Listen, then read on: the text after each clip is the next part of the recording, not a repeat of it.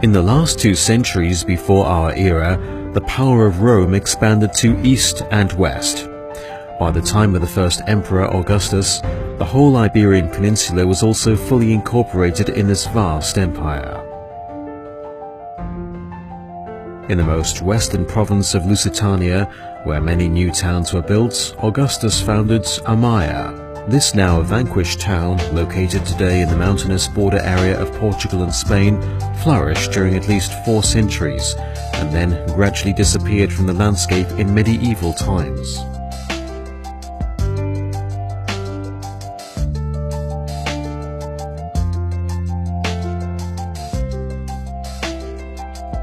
Since 2008, intensive archaeological investigations, based mostly on non-invasive field techniques, were able to do detailed radiography of the buried architectural remains. This allowed to reconstruct the urban map of walls, streets and houses, and to visualize how this Roman town must have looked during its heyday.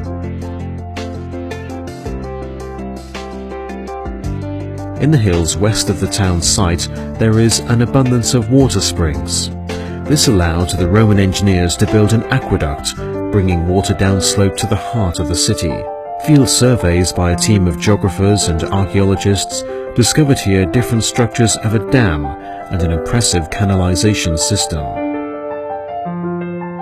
This infrastructure allowed the Romans to have good drinkable water available throughout the year. The actual canalization was built with large U-shaped granite blocks, originally covered by flat slabs of stone.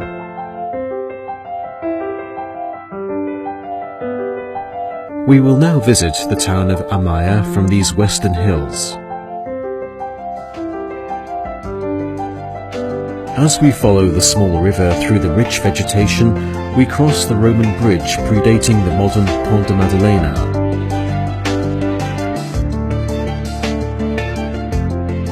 Through the fields for market gardening and olive and wine cultivation bordering the town, we reach the wall and the skyline of the Roman city. The town wall was probably more than 7 meters high and was made of granite and other local stones.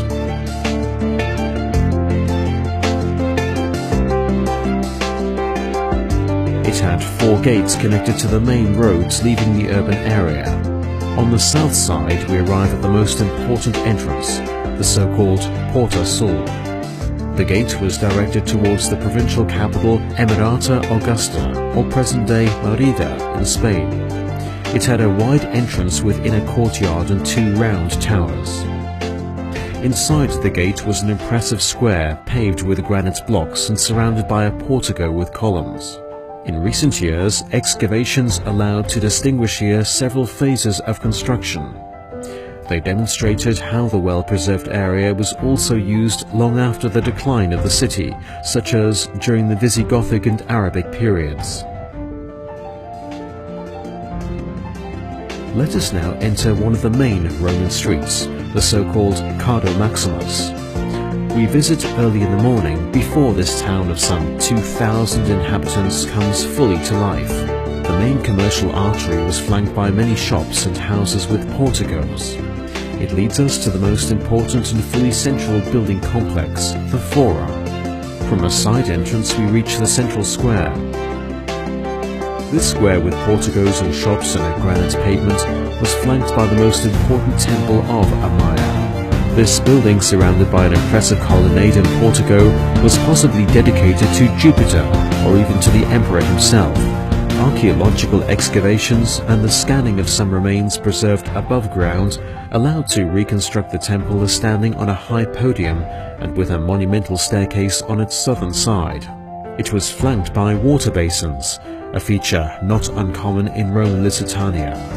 The probably Corinthian-style sanctuary was surely painted with strong colors, and several versions of its original look can be visualized. Turning towards the other side of the monumental square, we reach the Basilica.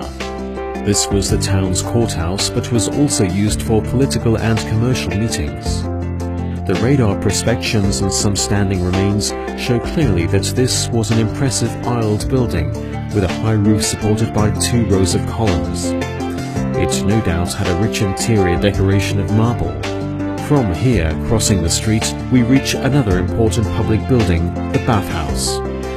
Here, we first wander through a series of rooms for dressing and undressing, and for bathing at different temperatures between warm and cold.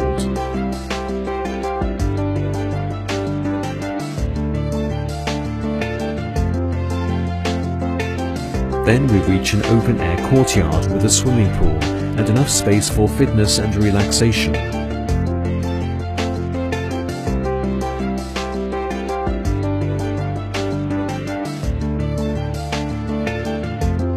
Thanks to the partial excavations of this complex, the complicated history of the bathhouse can be better understood. It was built on the plot of an earlier house somewhere in the mid-1st century of our era, and stayed in use until at least the 3rd century.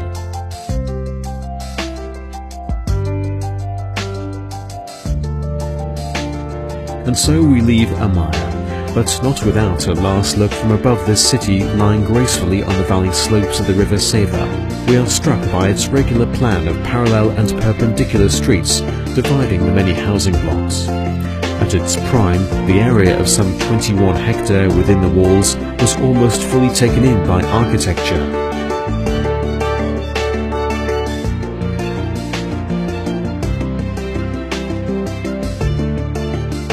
Only the steepest part of the slope was probably never fully built upon.